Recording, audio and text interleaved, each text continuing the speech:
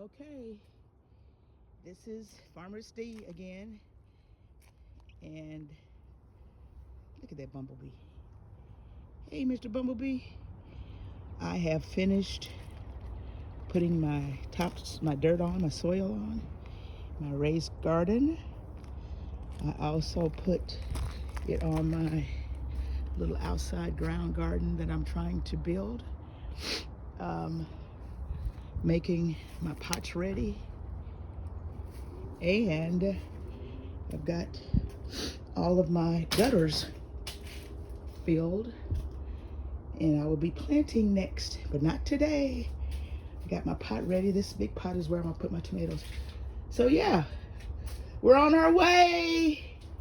I told you guys I cooked some of these Brussels sprout leaves the other day. Honey, they were delicious. My husband cooked them rather than I did. My husband's the cook. So yeah, there we go. We're ready. Stay tuned. We got more stuff coming as things start getting planting and growing.